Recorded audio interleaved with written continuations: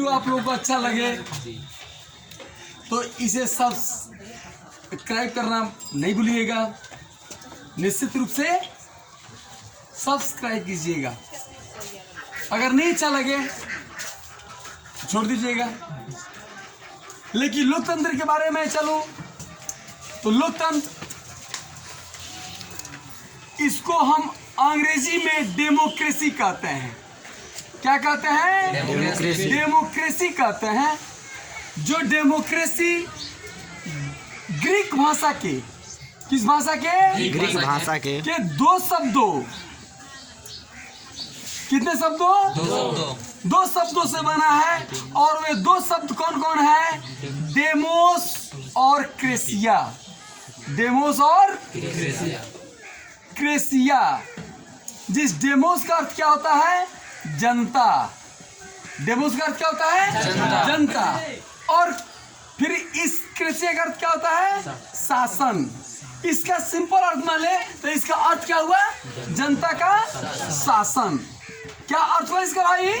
जनता का शासन। लोकतंत्र का शाब्दिक अर्थ जैसे कहे तो क्या कहेंगे हम? जनता का शासन। लेकिन इस लोकतंत्र को परिभाषित करते हुए विभिन्न विद्वानों ने विभिन्न परिभाषाएं दी है। जैसे सीने ने कहा है, मैकाइवर ने कहा है, प्लूटो ने कहा है। लेकिन सबसे ऑथेंटिक परिभाषा जो दी है वो अब्राहम लिंकन साहब ने दी है। कौन दिया है? अब्राहम लिंकन साहब ने दिया है। जिसने कहा, लोकतंत्र को परिभाषित करते हुए कहा उन्होंने कि democracy is the government of the people, for the people and by the people. अर्थात लोकतंत्र जनता का, जनता के लिए और जनता द्वारा शासित शासन है। लोकतंत्र क्या है? जनता का, जनता के लिए और जनता द्वारा शासित शासन है। और यह इनकी जो परिभाषा है यह पूरा क्या है? सर्वमान्य है। यह क्या है? सर्वमान्य है। चूंकि यह जनता के लिए है, सही बात है। जनता द्वारा चुनी गई सरकार ही हम प्रशासन करती है, सही बात है। और जनता के हित के लिए है, सही बात है भाई। यहाँ तक का कोई दिक्कत है नहीं सर। लेकिन इतने बड़े बड़े विभूति जो लोग हैं, इनके थोड़ा सा बैकग्राउंड में हम जाएं तो एक चीज मैं आप लोगों को बता दूं जो आपके पाठ्य पुस्तक में नहीं है। ये अब्राहम लिंकन साहब बड़ी गरीब परिवार से बिलोंग करते थे। बड़ी गरीब परिवार से बिलोंग करते थे। एक बार ये अपने एक दोस्त से किताब मांग ली पढ़ने के लिए। ये अपने एक दोस्त से क्या की? मांग ली पढ़ने के लिए। लेकिन पढ़ते पढ़ते जब सो गए तो इनकी किताब क्या हुई? जल गई। और वो दोस्त जब नहीं माना तो उस किताब की कीमत लिंकन साहब को उस अपने दोस्त के मजदूरी करके चुकानी पड़ी। और वह इतने निचले पायदान से होकर के उस ऊंचाई को पाए कि वे अमेरिका के राष्ट्रपति तक बने। और उस समय दास प्रथा का वहां पर प्रचलन था। साउथ अफ्रीका से लोग वहां के क्या करते थे? लोगों को पकड़ कर लाते थे, दास बनाकर रखते थे। लेकिन जैसे ही ये लिंकन साहब राष्ट्रपति बने, क्या किया? दास प्रथा को खत्म कर दिया। क्या किया? दास प्रथा को खत्म कर दिया। कौन खत्म किया दास प्रथा को? वहां पर अब्राहम लिंकन साहब ने। लेकिन इससे नाखुश होकर के दक्षिण अमेरिका का एक युवक, कहाँ का युवक? दक्षिण अमेरिका का एक युवक जिसका नाम था जॉन विक्लीज यूथ। क्या नाम था उसका?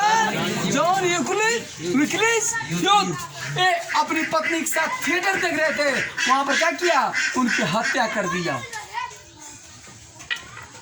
लिंकन साहब के बारे में आप लोग समझ गए, जान लिया। इन्होंने क्या परिभाषा दी, जान गए आप लोग। लेकिन हम लोकतंत्र के बारे में जब आए तो लोकतंत्र जो है, या डेमोक्रेसी जो है, यह किस तरह से चलता है इसके बारे में हम जाने। लोकतंत्र के लिए सबसे पहले संविधान की जरूरत है। क्या जरूरत है? संविधान की जरूरत है। और ये संविधान जो आपका है, ये जो आपका, इसके लिए क्या बनाया गया है? इस लोकतंत्र को सफल बनाने के लिए क्या जरूरी है? संसद की जरूरत है। क्या जरूरत है? संसद की। संसद के कितने पार्ट हैं? तीन पार्ट हैं। कौन कौन है? सबसे पहले राष्ट्रपति है। कौन है? राष्ट्रपति है। 2 नंबर में कौन है? आप लोकसभा कहिए या निम्न सदन कहिए, इसको क्या कहिए? निम्न सदन कहिए। और तीसरा क्या है? राज्यसभा है या उच्च सदन है, या क्या है? उच्च सदन है। या लोकसभा है या राज्यसभा है और यह राष्ट्रपति है। सबसे पहले हम राष्ट्रपति के बारे में आप लोगों को बता दूं कि यह राष्ट्रपति भारत का पहला नागरिक होता है। राष्ट्रपति क्या होता है? भारत का पहला नागरिक होता है। कौन? राष्ट्रपति। यह तीनों सेनाओं का सर्वोच्च सेनापति होता है। कौन? राष्ट्रपति। तीनों सेनाओं का सर्वोच्च सेनापति होता है। कौन? राष्ट्रपति। किसी को अगर मृत्यु दंड मिला है तो इसे माफ करने का यदि है पावर तो सिर्फ और सिर्फ राष्ट्रपति को है। यदि सुप्रीम कोर्ट ने भी किसी के फांसी की सजा को बरकरार रखा और वो राष्ट्रपति के पास गया तो राष्ट्रपति की मर्जी पर डिपेंड करता है कि उसको फांसी दी जाएगी या नहीं दी जाएगी। वो चाहे तो उसे छोड़ सकता है। और सबसे बड़ी बात तो यह है कि इसे संविधान द्वारा 3 धाराएं 352, 356 और 360 ये 3 धाराएं राष्ट्रपति को दी गई है। मतलब राष्ट्रपति इसको जब चाहे तब यूटिलाइज कर सकता है। अब आप लोग हमसे पूछ सकते हैं, क्योंकि मैं अभी ये नहीं बता रहा हूँ, क्योंकि मैं राष्ट्रपति की ही केवल चर्चा कर रहा हूँ, तो राष्ट्रपति का चुनाव कैसे होता है ये तो मैं बात नहीं कर रहा हूँ। ये भी मैं नहीं कर रहा हूँ कि अभी आज तक हमारे देश में कोई महिला राष्ट्रपति हुई है कि नहीं हुई है। यदि मैं ये बता दूं कि प्रतिभा देवी सिंह पाटिल पहली जो है भारत की महिला राष्ट्रपति हुई थी, तो उसके पहले कौन था ऐसा, कौन ऐसी महिला थी जो राष्ट्रपति के चुनाव के लिए लड़ी थी। राष्ट्रपति का यदि चुनाव होता है तो किस विधि से होता है? राष्ट्रपति के चुनाव में कौन कौन भाग लेते हैं? ये सारी चीजों पर मैं अभी चर्चा नहीं कर रहा हूं। केवल मैं 352, 356, 360 पर मैं चर्चा करने जा रहा हूं। ये 352 जो है, ये 352 वित्तीय आपात है। कौन आपात है? वित्तीय आपात। देश में यदि वित्तीय हालत खस्ता होती है तो उस समय यह आपातकाल की घोषणा कर सकता है। और वह घोषणा किस धारा के तहत? संविधान की धारा 352 के तहत कर सकता है। मैं आप लोगों को आज पॉलिटिकल में बताऊंगा। आज आप लोगों को इस लोकतंत्र जो हमारा है उसमें मैं बताऊंगा। आज हम लोग कह रहे हैं कि हमारा जीडीपी बहुत नीचे जा रहा है, महंगाई बढ़ रही है, बेकारी बढ़ रही है, बेरोजगारी बढ़ रही है। लेकिन सबके पीछे कारण है कि यह क्यों बढ़ रही है, मैं बताऊंगा इसके बारे में एक एक करके आप लोगों को। और जबकि संविधान निर्माताओं ने उसके लिए धारा 368 दिया है। क्या दिया है? 368 दिया है। संविधान में संशोधन करने की प्रक्रिया की चर्चा उसमें है, सब होता है, लेकिन उन बिंदुओं पर क्यों नहीं होता जिसकी मैं चर्चा आप लोगों से बाद में करूंगा। कोई दिक्कत? यहां तक बात आप समझे? 356 का मतलब हुआ राष्ट्रपति शासन। 356 मतलब क्या हुआ? राष्ट्रपति शासन। यह राष्ट्रपति शासन क्या है? आप जानते हैं कि प्रत्येक राज्य में एक राज्यपाल होता है। प्रत्येक राज्य में क्या होता है? एक राज्यपाल होता है। राज्यपाल होता है ना भाई? राज्यपाल के लिए देखता है कि वहां का चीफ मिनिस्टर यदि वो अपने राज्य के कार्यभार को संचालित करने में अक्षम है, राज्य में भ्रष्टाचारी और अराजकता ये सारे तमाम चीजें बढ़ गई है, तो ये राज्यपाल क्या करता है?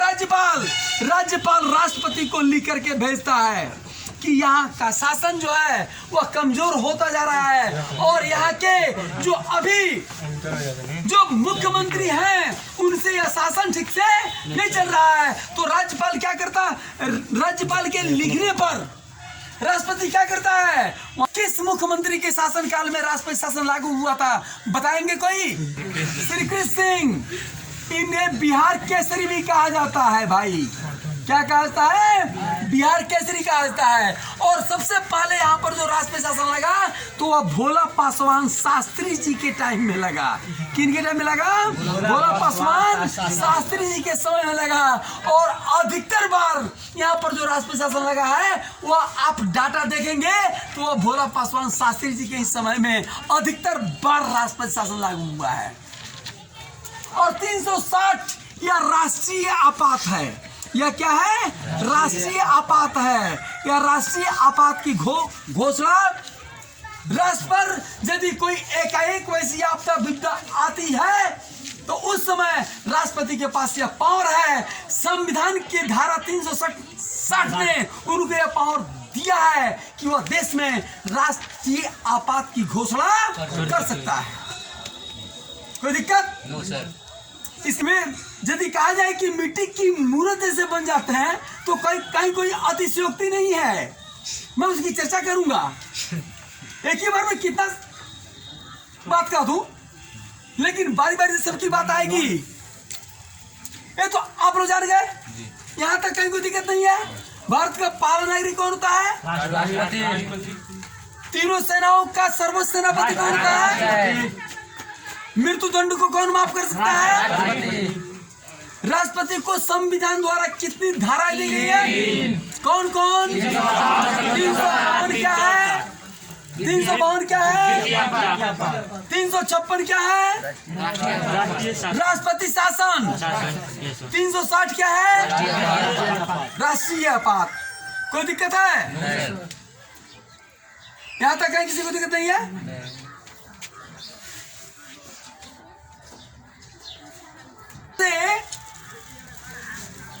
यह प्रधानमंत्री, ये राष्ट्रपति जी को जो है 352, 356, 360 जो धारा यूज करने के लिए मिला है, इसके बारे में मैंने आप लोगों से पहले बताया है।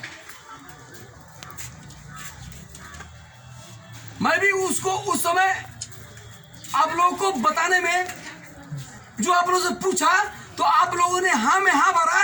इसका मतलब है कि मैंने जो आप लोगों को पहले बताया था कि 352 राष्ट्रीय आपात है, यह आप भूल गए हैं। मैंने वित्तीय आपात लिखा और कहा कि यह वित्तीय आपात है। आप सब ने क्या कह दिया? हाँ है। यह वित्तीय आपात नहीं है। क्या है? राष्ट्रीय आपात है। अब सब समझ गया? अरे कम से कम समझा करो बात को उसी समय। और जब मैं पूछूं तो ये नहीं कि हाँ है, मैं कह दूं जो है। अभी पढ़ते क्या है भाई? 360 क्या है? वित्तीय आपात है। क्या है? वित्तीय आपात है। और यदि मैं 356 को राष्ट्रपति शासन की जगह पर कुछ और कह देता तो शायद आप लोग ये कह देते कि हाँ यही है। 352 और 360 में आप लोग क्या हो गए? चकमा खा गए। खाने गए चकमा आप लोग? ऐसा मत कीजिए आप लोग। नहीं तो चूंकि जब चैनल पर जाएगा तो देखने वाले यही समझेंगे कि सर ही ऐसा कह रहे हैं। सर ने तो आप लोग की बात का सपोर्ट किया इसलिए कि आप लोग गलत पर गलत बोलते जाए। आपने बोला, मैंने सुना, लेकिन अब तो नहीं भूलिएगा ना? अब नहीं भूलिएगा ना? कोई नहीं भूलेगा? चलिए भाई, कोई बात नहीं है।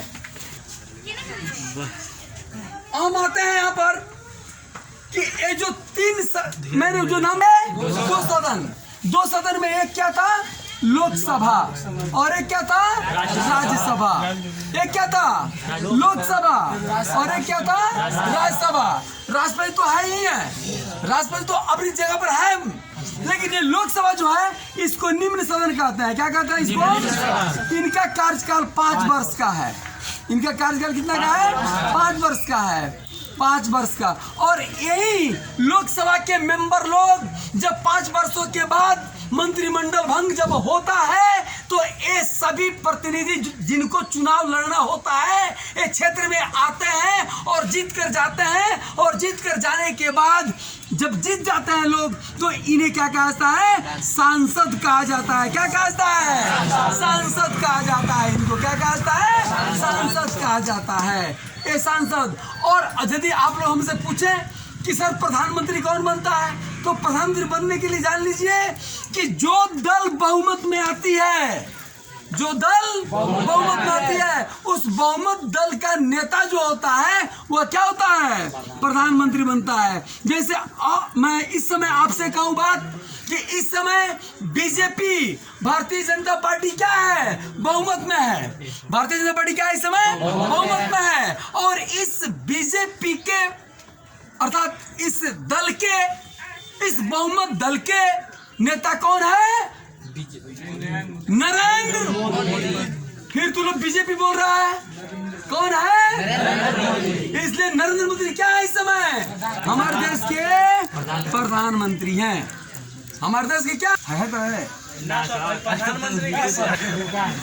नहीं होता। और इनके मेंबर जो चुने जाते हैं वो 6 वर्षों के लिए चुने जाते हैं। कितने वर्षों के लिए? 6 वर्षों के लिए चुने जाते हैं। और मैं आप लोगों को एक चीज और बता दूं, ये लोकसभा के लिए जो सीटें हैं, जो निर्वाचित सीटें हैं, वो जानते हैं कितना है? वो 543। कितना है? 543 प्रतिनिधियों को कौन चुनती है? जनता चुनती है। कौन चुनती है? जनता चुनती है। और दो बचे, 545 में 543 को जनता चुन ली, बचे कौन? कितने? दो कौन होते हैं? Anglo Indian. कौन होता है? Anglo Indian. जिसे चुनने का पावर है तो किनको है? राष्ट्रपति को है। ये राष्ट्रपति 2 को क्या करता है? मनोनीत करते हैं। राष्ट्रपति 2 को क्या करते हैं? मनोनीत करते हैं और लोकसभा में भेजते हैं। यदि मैं राज्यसभा की बात करूं तो राज्यसभा की कुल संख्या कितनी है? 250। कितनी है? 250। 250 में 238 का निर्वाचन होता है। 238 क्या होता है? और 12 जो बचता है मेंबर, वो 12 मेंबर को क्या करते हैं? 12 सदस्य को राष्ट्रपति मनोनीत करके भेजते हैं। अब सवाल है यह कि चुनाव लड़ेगा तो कौन लड़ेगा? चुनाव लड़ेगा तो कौन लड़ेगा? हमारे संविधान में मैंने पहले यहां पर लिखा 368। ये संविधान, मैं आप लोग से कहता हूं, मैंने पहले भी कहा है, आज जो चाहता है वही चुनाव लड़ जाता है। जिसके पास पैसा है वही चुनाव लड़ जाता है। जो बाहुबली है वही चुनाव लड़ता है और जीतता भी वही है, शासन वही करता है, चाहे उसको भारत की चौहद्दी याद क्यों नहीं हो, क्षेत्रफल नहीं याद हो, उत्तर से दक्षिण की लंबाई याद नहीं हो, पूरब से पश्चिम की चौड़ाई याद नहीं हो, नदियां भारत में कौन कौन बहती है ये याद नहीं हो, कौन किस दिशा से किस दिशा में बहती है ये याद नहीं हो, लेकिन सांसद वही बनता है। क्यों? क्योंकि उसके पास मनी पावर भी है, मैन पावर भी है, सब पावर है। और एक सीधे साधे आदमी, पढ़ा लिखा आदमी, पीएचडी किया हुआ है, वास्तव में किया है, मेरिट है, सब कुछ है, लेकिन वह चुनाव यदि लड़ने की कोशिश भी करता है तो लोकतंत्र में तो मनाही है नहीं, कोई लड़ सकता है, लेकिन हार निश्चित है। क्यों? क्योंकि उसके सामने वो टिक नहीं पाता है। ये लोग भला खाक देश चलाएंगे। जिनको भारत का क्षेत्रफल पता नहीं हो, बिहार का क्षेत्रफल पता नहीं हो, उत्तर प्रदेश का क्षेत्रफल पता नहीं हो, राजस्थान का क्षेत्रफल ये पता नहीं हो, यदि ये पूछ दिया जाए कि भारत में जितने राज्य हैं कुल विधायकों की संख्या कितनी है, तो हमको लगता है कि लगभग 70% विधायक और सांसद लोग तो नहीं बता पाएंगे। मानते कि नहीं मानते हैं? मैं चैलेंज करता हूं कि 70% सांसद और विधायक लोग लगभग नहीं बताएंगे। कितनी भाषाएं यहां पर बोली जाती है नहीं बताएंगे। कितनी यहां पर क्षेत्रीय पार्टियां हैं नहीं बताएंगे। लेकिन जीते तो वही है ना, हम प्रशासन वही नहीं करेगा। अब आप लोग हमसे सवाल कर सकते हैं सर तो ये हम लोग की ना मर्जी है, हम किसको चुनेंगे, क्योंकि हमारी सरकार है। जब सब के सब वैसे ही खड़े होंगे तो उसी में से ना किसी को चुनना है, उसी में से ना चुनना है भाई। लेकिन इलेक्शन कमीशन ने एक हमें ऑप्शन दे दिया है नोटा का, नन ऑफ दिस, इसमें से किसी को हम पसंद नहीं करते हैं। तो आप बताइए कि नन ऑफ दिस आप दबा देते हैं, अगर 5,000 लोग ही दबा दें, 50,000 लोग ही दबा दें, क्या भारत सरकार उन लोगों से पूछने आती है या यह जानते हैं कि किसने नोटा दबाया है? आपको भैया क्या परेशानी थी कि आपने किसी को नहीं चुना? आपने क्या परेशानी थी? आपको कोई पूछने आता है? तो फिर आपके नोटा दबाने और नहीं दबाने से क्या फर्क है? इसलिए भैया जो लोग खड़े हैं, चल भैया भगवान भरोसे तो चल ही रहा है, चले। इसलिए ये संविधान की धारा जो 368 है, संशोधन करने की प्रक्रिया है। तो आज तक जितने प्रधानमंत्री रहे उनका ध्यान इस ओर गया हो या नहीं गया हो, लेकिन वर्तमान सरकार जो बहुत सारे फैसले को ले रही है, कोई कम से कम ये भी तो कर दे कि चुनाव कौन लड़ेगा, लिखा होगा वो आदमी चुनाव लड़ेगा, या इसके लिए भी वो एक कंपटीशन रख दे, जो कंपटीशन फाइट करेगा वही चुनाव लड़ेगा, नहीं तो चुनाव नहीं लड़ेगा। बस ही नहीं भाई, सारी चीज को रखा गया है। जैसे लोकसभा में यदि आपको लड़ना है, नागरिक हो, क्या हो? भारत का नागरिक हो, सही बात है। हाँ सर, लोकसभा का चुनाव लड़ने के लिए क्या चाहिए? भारत का नागरिक हो, कम से कम उम्र उसकी 25 वर्ष हो। लोकसभा के लिए कम से कम 25 वर्ष उसकी उम्र हो, कम से कम। वह लाभ के पद पर नहीं हो, लाभ के पद पर नहीं हो, पागल या दिवालिया नहीं हो, पागल या दिवालिया नहीं हो। ये शर्त है भाई। यदि ये सारी चीज को, इसके साथ एक और शर्त है, आपराधिक प्रवृत्ति का नहीं हो, आपराधिक प्रवृत्ति का नहीं हो। मैंने पढ़ा इसको कि वो आपराधिक प्रवृत्ति का नहीं हो। लेकिन एक मर्डरर, एक शूटर मर्डर करता है, चुनाव लड़ता है, भले उस पर केस चल रहे हैं कोर्ट में। मैंने जब पॉलिटिकल साइंस के विद्वानों से मैंने जब इस पर पूछा तो उन्होंने मुझे यह समझा करके कह दिया कि उस पर जब वो साबित होगा तब ना, तो जब मुकदमा उस पर साबित नहीं हुआ तो फिर वो जेल के सलाखों के पीछे क्यों है? और भारत के संविधान में, भारत के न्यायालयों में अगर आपने मर्डर किया है तो फैसले तो आएंगे ही, लेकिन लगेंगे लगभग 15 से 20 वर्ष।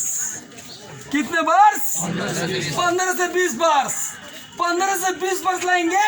और यहाँ पर सबूत जब तक नहीं मिलते हैं, जज साहब कहते हैं कि तमाम सबूतों को मद्देनजर रखते हुए, कहते हैं ना वैसे होता है ना ऐसा, आपने सुना है ना। तो सबूतों को मद्देनजर रखते हुए, तो अब बताइए जो मर्डरर है, जो शूटर है, उसके खिलाफ कौन अपनी जान बाजी, मैंने कोई चेतनमी का खोसी रखा गया है कि जाएगा कहने कि हाँ हमने उनको मर्डर करते हुए देखा है, वो कह देगा ना भी है, सिर्फ इन्हें बरी किया जाता है। अपराधिक प्रवृत्ति का है, मर्डरर है, शूटर है, बाइज्जत बरी होता है। लेकिन फैसला जो 20 साल में आया, 20 साल में कम से कम 4 बार तो जरूर सांसद रहा हुआ, नहीं रहा? 4 बार वो क्या रहा? सांसद रहा। 4 बार सांसद रहने के बाद की ना बात होगी, जो होगी बस है नहीं है। तो यह संविधान संशोधन में के लिए जो 368 है, मैं अपने इस चैनल के माध्यम से आप लोगों को बताना चाहता हूं,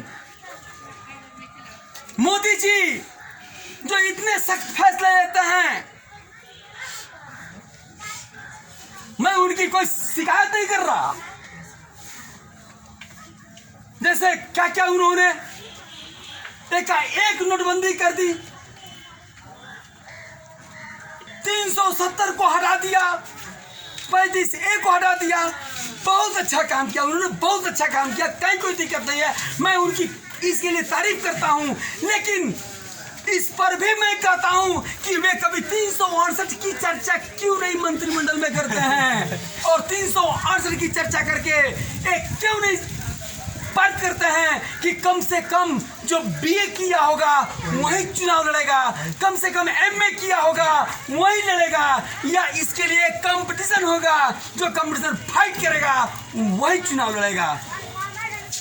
अर्थात जब कंपटीशन में जो जीत कर आएगा और वह जब लड़ेगा चुनाव, तो वह योग्य होगा ना, वह क्या होगा? योग्य होगा, वह काबिल होगा, वह देश के विकास के बारे में सोचेगा। लेकिन जिसको खुद पता नहीं है, अगर पूछ दिया जाए, नाम नहीं ले रहा हूं किसी का, अगर लेकिन किसी भी विधायक और सांसद पूछ दिया जाए कि आपके राज्य में पुरुष कितने हैं, महिलाएं कितनी हैं, बच्चे कितने हैं, 60 वर्ष से ज्यादा एज के कितने लोग हैं, कितने नवजात बच्चे पैदा होते ही मर जाते हैं, प्रति मिनट या प्रति सेकंड या प्रति घंटा कितने बच्चे पैदा होते हैं। हमको लगता है कि सारे विधायक और सांसदों की हेकड़ी बंद हो जाएगी, बस ही नहीं है। ये लोग डाटा केवल रखते हैं कौन सी के बारे में, डाटा कौन सी के बारे में रखते हैं, बस एक दूसरे की आलोचना कैसे की जाएगी, एक दूसरे को नीचे कैसे गिराया जाएगा।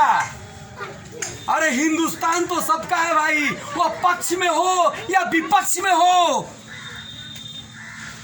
हिंदुस्तान सबका है, हिंदुस्तान सबका है। लेकिन मैंने एक चीज और आप लोगों से पहले कहा था कि भारत का GDP इतना नीचे क्यों चला गया है, बस ही नहीं है। अब सोच लीजिए 28 राज्य, कितने राज्य? 28 राज्य, 28 राज्य में कितने विधायक होंगे सोच लीजिए, और सबका मासिक वेतन लगभग कितना मान लिया जाए, क्योंकि सभी राज्य का डाटा तो हमको याद है नहीं, या किसी टीचर को नहीं याद होगा कि इस राज्य में क्या पेमेंट है, इस राज्य में क्या पेमेंट है, वहां के विधायक लोग ही जानते होंगे। आज मैं यहीं पर इसको बंद कर रहा हूं। लेकिन भारत के GDP को इतना नीचे जाने में विधायक और सांसद लोग, इनके ऊपर होने वाले खर्च कितने जिम्मेवार हैं, इसके लिए मैं अगली घंटी में फिर आप लोगों से बात करूंगा। थैंक्स। अब पढ़ाई अच्छी लगी हो तो इसे ज्यादा से ज्यादा लोग, खासकर स्टूडेंट, सब्सक्राइब करें, शेयर करें। यदि अच्छा नहीं लगे तो डिसलाइक कर देंगे। धन्यवाद।